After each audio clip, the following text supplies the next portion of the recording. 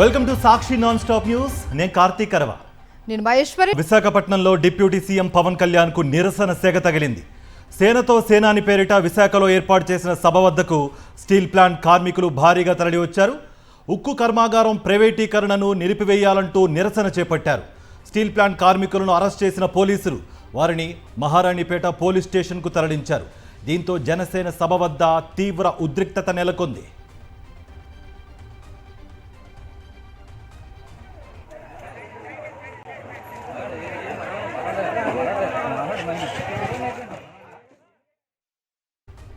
TDP psycho batch బరితెగించింది. దివ్యాంగులను అవహేళన చేస్తూ ఎల్లో సైకోలు వారిపై విషం కక్కుతూ స్కిట్లతో వికృత ప్రచారం చేస్తోంది.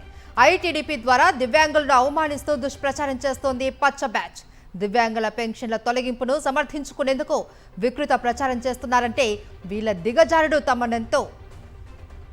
దిగజారుడుతనమేంటో అర్థం చేసుకోవచ్చు. యావత్ సమాజం అసహించుకునేలా దివ్యాంగులపై స్కిట్లు చేస్తూ వాళ్ళను అవమానపరిచింది టీడీపీ సోషల్ మీడియా.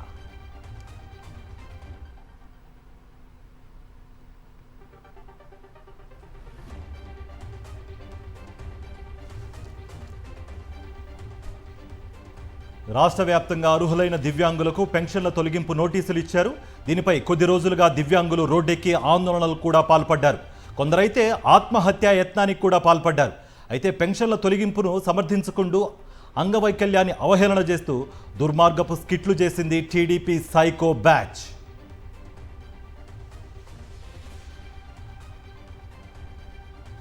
రేపు తెలంగాణ అసెంబ్లీ సమావేశం వాడివేడిగా జరగనుంది. అసెంబ్లీలో కాళేశ్వరం కమిషన్ రిపోర్టుపై చర్చ జరగనుంది. కాళేశ్వరంపై పీసీ ఘోష్ నివేదికను అసెంబ్లీలో ప్రవేశపెట్టిన తర్వాత సీఎం రేవంత్ రెడ్డి, ఇరిగేషన్ మంత్రి ఉత్తమ్ కుమార్ రెడ్డి మాట్లాడతారని తెలుస్తోంది. ఉదయం 9 గంటలకు కాళేశ్వరంపై ప్రభుత్వం చర్చ ప్రారంభించనుంది. మరోవైపు కాళేశ్వరం ప్రాజెక్టుపై అసెంబ్లీలో పవర్ పాయింట్ ప్రజెంటేషన్ ఇచ్చేందుకు అవకాశం ఇవ్వాలి అని బీఆర్ఎస్ డిమాండ్ చేస్తోంది. స్పీకర్ను కలిసి వినతి పత్రం కూడా సమర్పించారు బీఆర్ఎస్ ఎమ్మెల్యేలు. అయితే గత ప్రభుత్వ హయాంలో తమకు అసెంబ్లీలో పవర్ పాయింట్ ప్రజెంటేషన్ ఇచ్చేందుకు అనుమతి ఇవ్వలేదు అని గుర్తు చేస్తున్నారు కాంగ్రెస్ ఎమ్మెల్యేలు. రేపు అసెంబ్లీలో అనుసరించవలసిన వ్యూహాలపై మంత్రి ఉత్తమ్ కుమార్ రెడ్డి, కాంగ్రెస్ ఎమ్మెల్యేలు దిశానిర్దేశం చేశారు. జలసౌధలో కాంగ్రెస్ ఎమ్మెల్యేలతో భేటీ అయ్యారు.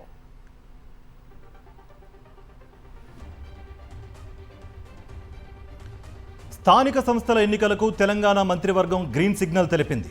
సెప్టెంబర్లో లోకల్ బాడీ ఎలక్షన్స్ నిర్వహించాలని ఎన్నికల కమిషన్కు తెలంగాణ సర్కార్ లేఖ రాసింది. రిజర్వేషన్లలో పరిమితి ఎత్తివేస్తూ కేబినెట్ నిర్ణయం కూడా తీసుకుంది. అలాగే పంచాయతీరాజ్ చట్ట సవరణకు కూడా ఆమోదం తెలిపింది.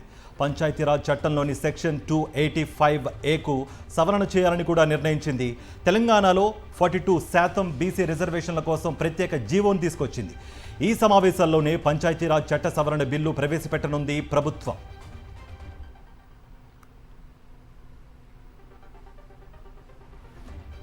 గవర్నర్ కోటాలో ఎమ్మెల్సీలుగా తెలంగాణ కేబినెట్ 2 పేర్లను ప్రకటించింది. అయితే ఈ వ్యవహారంలో ట్విస్ట్ చోటు చేసుకుంది.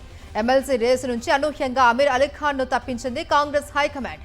గవర్నర్ కోట ఎమ్మెల్సీలుగా కోదండరాం, అజారుద్దీన్ పేర్లకు తెలంగాణ కేబినెట్ ఆమోదం తెలిపింది. గతంలో ప్రకటించిన అమీర్ అలీ ఖాన్ స్థానంలో అజారుద్దీన్ పేరును ప్రకటించింది. త్వరలో జూబ్లీహిల్స్ ఉప ఎన్నిక జరగనున్న నేపథ్యంలో అజారుద్దీన్ కు ఎమ్మెల్సీ పదవి ఇచ్చింది తెలంగాణ ప్రభుత్వం. అంతేకాదు హైదరాబాద్ మైనార్టీ కోటాలో అజారుద్దీన్ కు మంత్రి పదవి ఇస్తారు అని ప్రచారం జరుగుతోంది.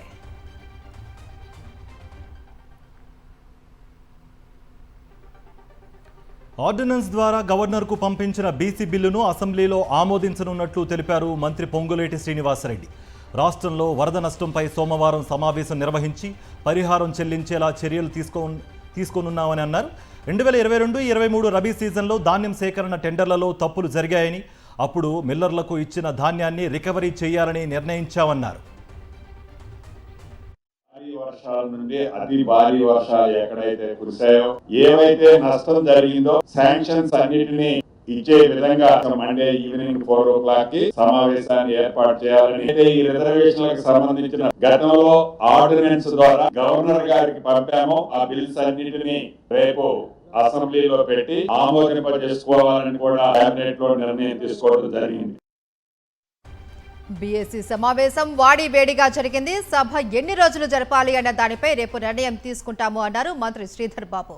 కాళేశ్వరం కమిషన్ రిపోర్టుపై రేపు సభలో చర్చ ఉంటుందని చెప్పారు. బీసీ రిజర్వేషన్ల బిల్లును రేపు సభలో పెడతామన్నారు.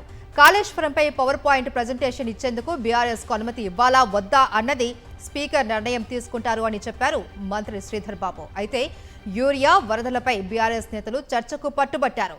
ప్రభుత్వం అంగీకరించకపోవడంతో నిరసనగా బీఏసీ నుంచి బీఆర్ఎస్ సభ్యులు వాకౌట్ చేశారు.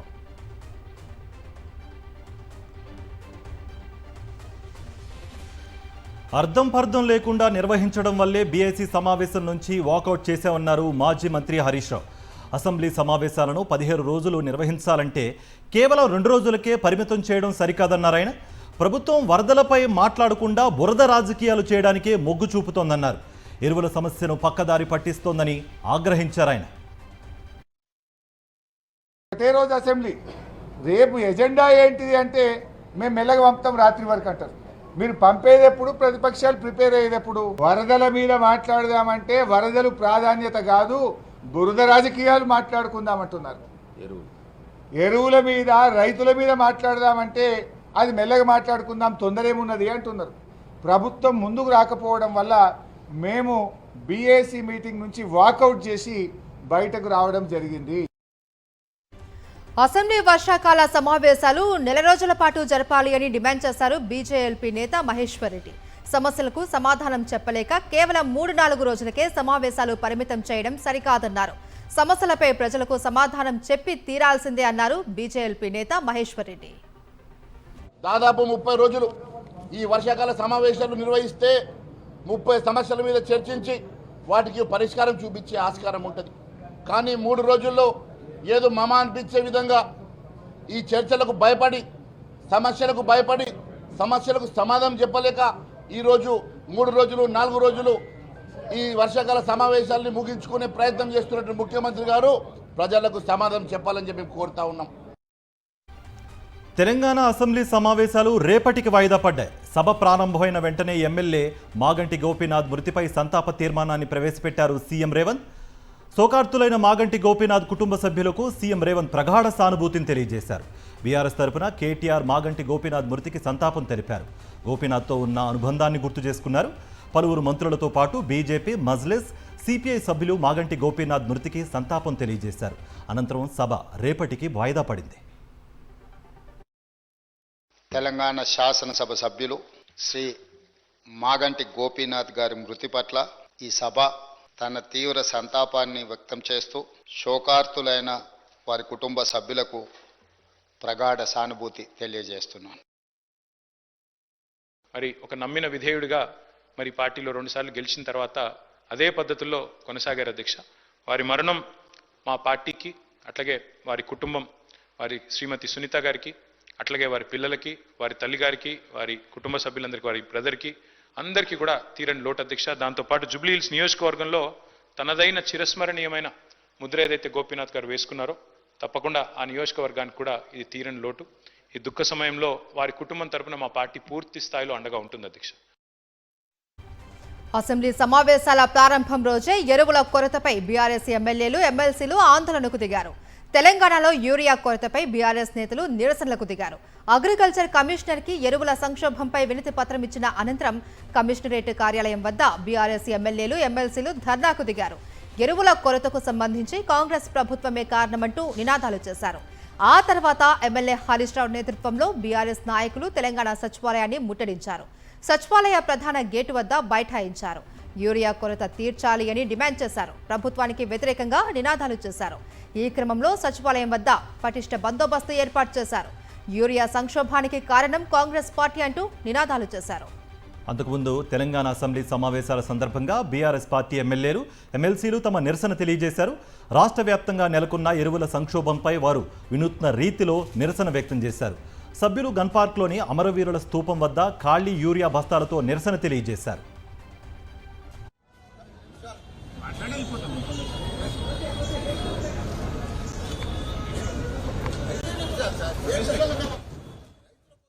తెలంగాణ హైకోర్టులో Harish Rao house motion petition దాఖలు చేశారు. కాళేశ్వరం నివేదికను అసెంబ్లీలో పెట్టొద్దని పిటిషన్లో పేర్కొన్నారాయన. అసెంబ్లీలో నివేదిక పెట్టకుండా ఆదేశాలు ఇవ్వాలని పిటిషన్లో పేర్కొన్నారు. Harish Rao petition high court registry పరిశీలనలో ప్రస్తుతం ఉంది.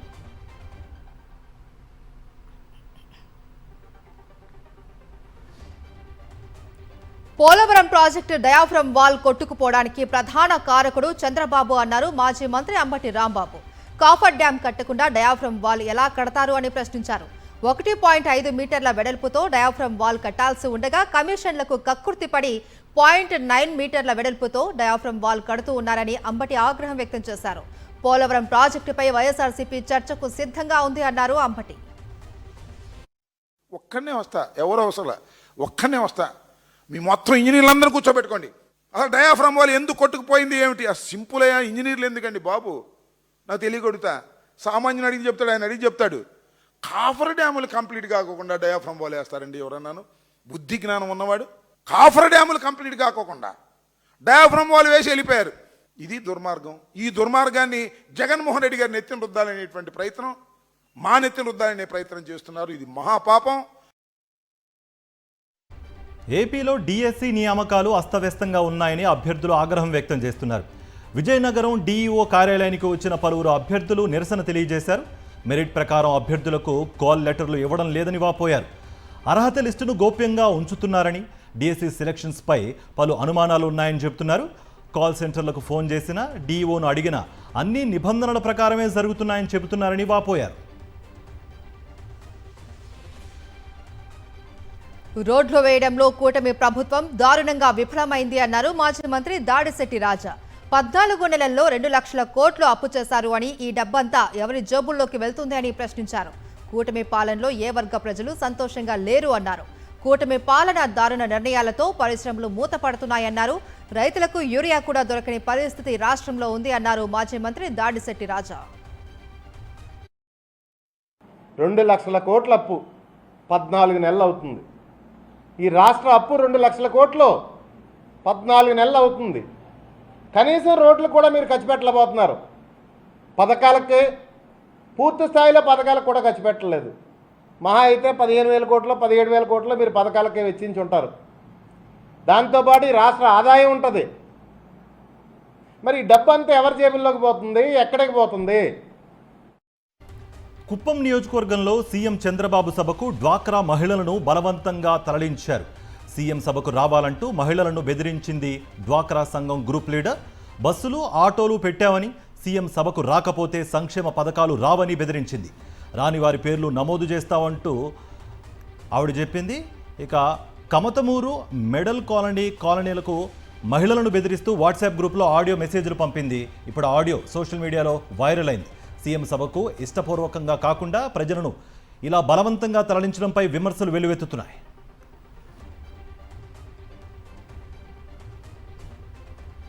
నెల్లూరులో కోటంరెడ్డి రౌడీ కల్చర్ తీసుకొచ్చారని మండిపడ్డారు మాజీ మంత్రి కాకాని గోవర్ధన్ రెడ్డి. నీతి నియమాలు లేకుండా మాట్లాడే వ్యక్తి కోటంరెడ్డి అని విమర్శించారు. రౌడీ షీటర్స్ గ్యాంగ్లను పెంచి పోషించింది కోటంరెడ్డి అని ఆగ్రహం వ్యక్తం చేశారు.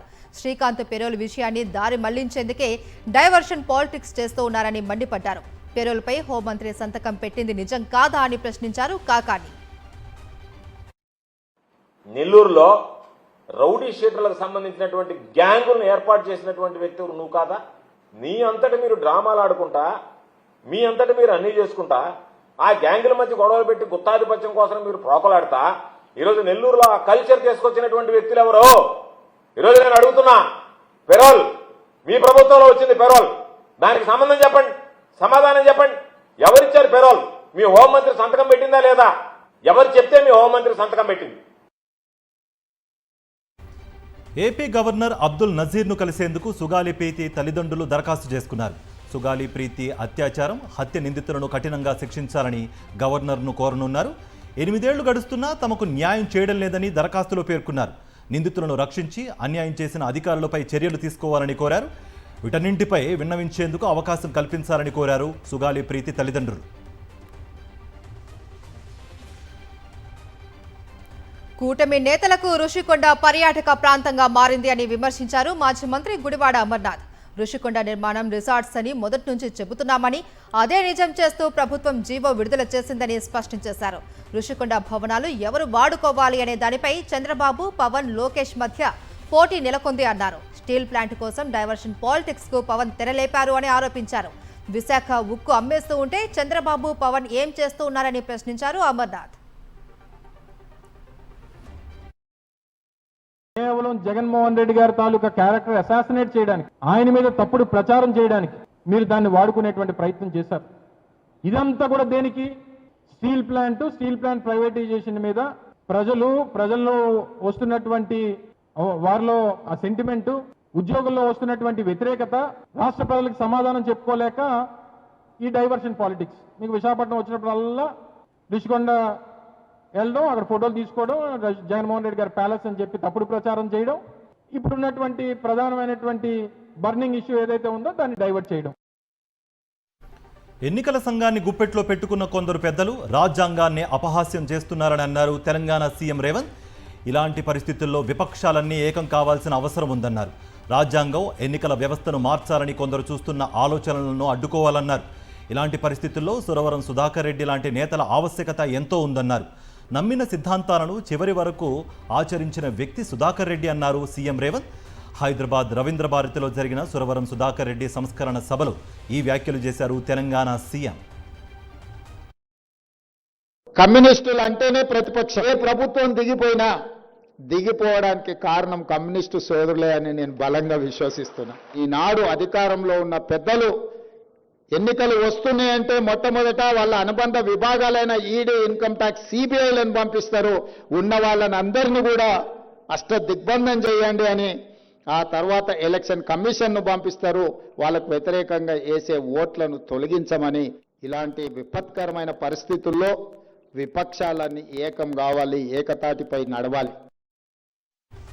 ఎన్టీఆర్ జిల్లా ఇబ్రహీంపట్నం ఎంపీడీఓ కార్యాలయంలో అధికారులు దివ్యాంగుల పట్ల దురుసుగా ప్రవర్తించారు. పెన్షన్లు తొలగించారు అని వినతి పత్రం ఇవ్వడానికి వచ్చిన దివ్యాంగుల పట్ల జూనియర్ అసిస్టెంట్ ప్రతాప్ దౌర్జన్యం చేశారు. వినతి పత్రం తీసుకుని విసిరి పాడేశారు అని వారు ఆవేదన వ్యక్తం చేశారు. అయితే స్థానికులు కొంతమంది దివ్యాంగులకు మద్దతుగా నిలవడంతో అధికారులు దిగొచ్చి వారి దగ్గర నుంచి వినతి పత్రాలు తీసుకున్నారు. తమ పట్ల నిర్లక్ష్యంగా వ్యవహరించిన జూనియర్ అసిస్టెంట్పై చర్యలు తీసుకోవాలి అని దివ్యాంగులు డిమాండ్ చేస్తున్నారు. తూర్పుగోదావరి జిల్లా కోరుకొండ సొసైటీ వద్ద తీవ్ర ఉద్రిక్తత నెలకొంది. కోరుకొండ, రాజానగరం, సీతానగరం, గోకవరం మండలాల్లో యూరియా కొరత ఏర్పడింది. యూరియా వస్తుందని రోజుల తరబడి రైతులు ఎదురు చూస్తున్నారు. స్టాక్ వచ్చిందన్న వార్తలతో ఒక్కసారిగా సొసైటీ కార్యాలయం వద్దకు భారీగా రైతులు చేరుకున్నారు. రైతులు యూరియా కోసం ఒక్కసారిగా రావడంతో తోపులాట చోటు చేసుకుంది. దీంతో కార్యాలయ అద్దాలు పగిలిపోయాయి. పరిస్థితి అదుపులోకి రాకపోవడంతో పోలీసులు రంగంలోకి దిగారు. అవసరాలకు తగిన విధంగా యూరియాను అందించకపోవడంపై అధికారులతో వాగ్వాదానికి దిగారు రైతులు.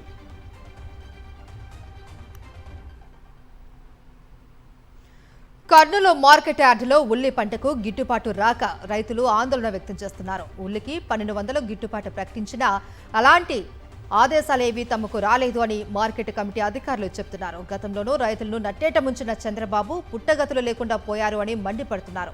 ఇప్పుడు కూడా ప్రచారాలకే పరిమితమై గొప్పలకు పోతూ ఉన్నారని, పవన్ కళ్యాణ్ ఆచూకీ కూడా లేకపోయిందని ఫైర్ అవుతున్నారు. మార్కెట్ యార్డ్ సెక్రటరీ మేడంతో మాట్లాడినాము, మాకు అటువంటి ఆదేశాలు ఏం రాలేదు అంటున్నారు. అంటే ఈ మొన్న ప్రకటిస్తే ఇంతవరకు ఈ రోజు రెండో రోజు వరకు కూడా ఇంకా ఆదేశాలు రాలేదంటే నామకావాస్కి చెప్పినట్టనే కదా. పేపర్ వాళ్ళ షోపిటప్ చంద్రబాబు అంటే షోపిటప్, అది కూటమి గవర్నమెంట్, మేము డెవలప్మెంట్ చేస్తాం. ఎక్కడ డెవలప్మెంట్ అనేది రైతులను ముంచుతున్నారా? యూరియా సంచులు దొరకడంలో బ్లాక్లు అమ్ముతున్నారు. చంద్రబాబు నాయుడు ఇప్పుడైనా రైతులను, ఇంతకుముందు రైతులకు అన్యాయం చేసి పుట్టగతులు లేకుండా పోయినావు, మళ్ళీ సేమ్ అదే పరిస్థితి నీకు వస్తుంది. పవన్ కళ్యాణ్ ఇప్పుడు ఎక్కడున్నాడు, ఆయన ఆచూకన్నా చెప్పండి. రైతులు ఆయన జల ప్రళయంతో కామారెడ్డి ప్రధాన రహదారులన్నీ అస్తవ్యస్తమైపోయాయి. కశ్మీర్ టు కన్యాకుమారి వరకు దేశంలోనే అతి పొడవైన NH-44నే స్తంభింపజేసిన కుంభవృష్టి కామారెడ్డి, సిరిసిల్ల ప్రధాన రహదారిని సైతం నాశనం చేసింది. మాచరెడ్డి వద్ద పాల్వంచ వాగు పొంగి పొరలడంతో కామారెడ్డి, సిరిసిల్ల మధ్య నిత్యం వాహనాల రద్దీతో కనిపించే రహదారి మూసుకుపోయింది. వాగు ఉధృతికి రోడ్డు కొట్టుకుపోవడంతో ఆ రహదారిని అధికారులు మూసివేశారు.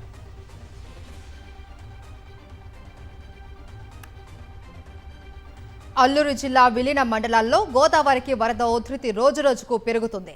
కూనవరం వద్ద గోదావరి నీటి మట్టం 43 అడుగులకు చేరుకుంది. రేపటికి మరింత పెరిగే అవకాశం ఉండటంతో అధికారులు అలర్ట్ అయ్యారు. ముంపు బారిన పడే నివాసాలను ఖాళీ చేయిస్తున్నారు. ట్రాక్టర్లు, ఆటోలు తదితర వాహనాలలో చేతికందిన సామాన్లతో పునరావాస కేంద్రాలకు తరలి వెళ్తున్నారు. తరచూ వరదల బారిన పడుతున్నా ప్రభుత్వం సరైన చర్యలు తీసుకోవడం లేదు అని నిర్వాసితులు వాపోతున్నారు. ప్రభుత్వం తమకు న్యాయంగా రావాల్సిన పోలవరం పరిహారం వెంటనే అందించాలి అని డిమాండ్ చేస్తున్నారు. National updates. భారీ వర్షాలు, ఆకస్మిక వరదలు, కొండ చర్యలు విరిగిపడిన ఘటనలతో జమ్మూ కాశ్మీర్ అతలాకుతలం అవుతోంది. రాంబాన్ జిల్లాలో క్లౌడ్ బర్స్ట్ సంభవించింది. ఈ విపత్తులో 3 ప్రాణాలు కోల్పోగా 5 గల్లంతయ్యారు. భారీ వర్షాల కారణంగా రియాసీ జిల్లా మహోర్లో కొండ చర్యలు విరిగిపడ్డాయి. ఈ ఘటనలో ఒకే కుటుంబానికి చెందిన 7 చనిపోయారు. నివాస భవనం నేలమట్టం కావడంతో ఈ విషాదం చోటు చేసుకుందని అధికారులు తెలియజేశారు. కొన్ని రోజులుగా జమ్మూ కాశ్మీర్ను భారీ వర్షాలు కుదిపేస్తున్నాయి. నదులు ఉప్పొంగడంతో పాటు కొండ చర్యలు విరిగిపడడంతో జమ్మూ శ్రీనగర్ జాతీయ రహదారితో సహా ప్రధాన మార్గాలు దెబ్బతిన్నాయి. ఆకస్మిక వరదల కారణంగా ఉధంపూర్ జిల్లాలోని జఖేని, చెనాని మధ్య కొండ చర్యలు విరిగిపడ్డాయి. దీంతో ఇక్కడ 2000కు పైగా వాహనాలు నిలిచిపోయాయి. ఉధంపూర్ హైవేపై 2000కు పైగా వాహనాలు నిలిచిపోయాయి. ఆర్జేడీ నేత తేజస్వి యాదవ్ తనను తాను సీఎం అభ్యర్థిగా ప్రకటించుకున్నారు.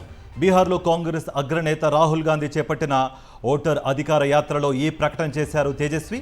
బీహార్ సీఎం నితీష్ కుమార్ను కాపీ క్యాట్ సీఎం అంటూ తీవ్ర స్థాయిలో విమర్శలు గుప్పించారు. తన విధానాలను కాపీ కొడుతూ ప్రజలని ఆకర్షించే ప్రయత్నం చేస్తున్నారని అన్నారు. మీకు అసలైన సీఎం కావాలా లేక నకిలీ సీఎం కావాలా అంటూ తేజస్వి మాట్లాడుతున్న సమయంలో రాహుల్ గాంధీతో పాటు ఎస్పీ అధినేత అఖిలేష్ యాదవ్ చూస్తూ ఉండిపోయారు.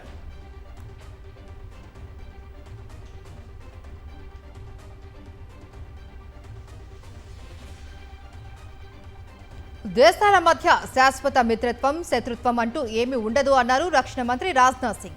భారత్ ఎవరిని శత్రువుగా పరిగణించదు అని స్పష్టం చేశారు. ఓ జాతీయ మీడియా ఛానల్ నిర్వహించిన సదస్సులో రాజ్నాథ్ మాట్లాడారు.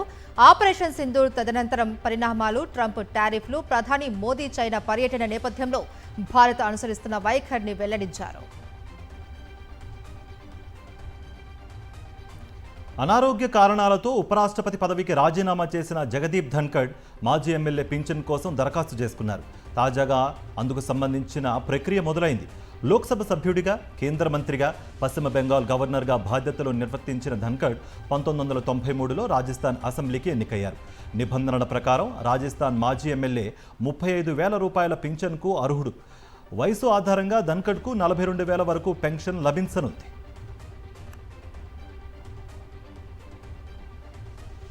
జమ్మూ కాశ్మీర్లో భద్రతా బలగాలకు భారీ విజయం దక్కింది. పాక్ ఆక్రమిత కాశ్మీర్ నుంచి ఉగ్రవాదుల చొరబాట్లకు సూత్రధారిగా వ్యవహరిస్తున్న బాగుఖాన్ ఎన్కౌంటర్లో హతమయ్యాడు. నౌషెరా సెక్టార్లో మరో ఉగ్రవాదితో కలిసి దేశంలోకి చొరబడేందుకు యత్నిస్తుండగా అతన్ని కాల్చి చంపినట్టు ఆర్మీ వర్గాలు వెల్లడించాయి.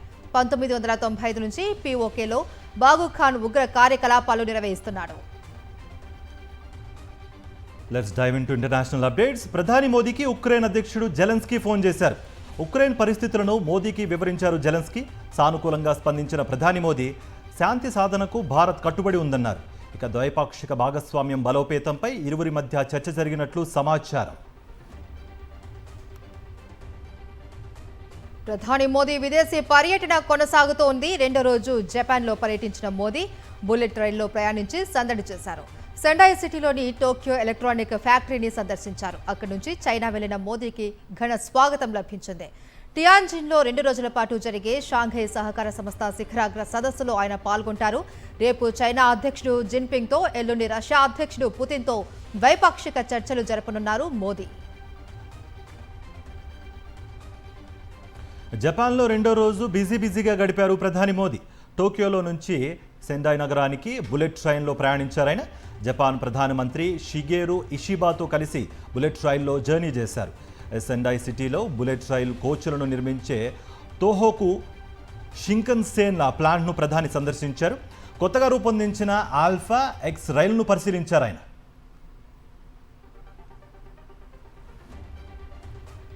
సెండాయ్ నగరంలో టోక్యో ఎలక్ట్రాన్ ఫ్యాక్టరీని ప్రధాని మోదీ సందర్శించారు. ఇది ప్రపంచంలోనే ప్రీమియర్ చిప్ ఎక్విప్మెంట్ తయారీ సంస్థ.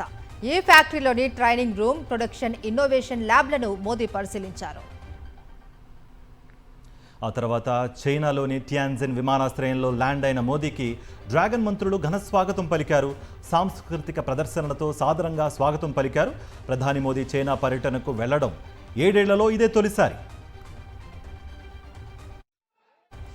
రేపు టియాంజిన్లో ప్రధాని మోదీ చైనా అధ్యక్షుడు జిన్పింగ్ భేటీ కానున్నారు. ద్వైపాక్షిక సంబంధాల బలోపేతమే అజెండాగా చర్చలు జరపనున్నారు.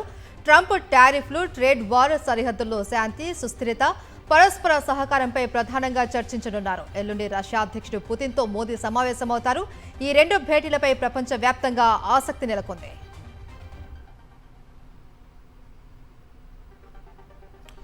హాయ్, నా పేరు షాహి. మీకు ఏ విధంగా సహాయపడగలను అంటోందో హ్యూమనాయిడ్ రోబో. షాంఘై సహకార సంస్థ శిఖరాగ్ర సదస్సు వేదికగా వద్ద ఈ హైలీ స్పెషలైజ్డ్ సర్వీస్ రోబో సందడి చేస్తోంది. ఇంటర్నేషనల్ మీడియా సెంటర్ దగ్గర కస్టమర్ కేర్ సేవలు అందిస్తోంది. ఎస్సీఓ సమిట్కు హాజరయ్యే అంతర్జాతీయ మీడియా ప్రతినిధులకు తగిన సమాచారం అందించేందుకు ఈ కేంద్రాన్ని ఏర్పాటు చేశారు.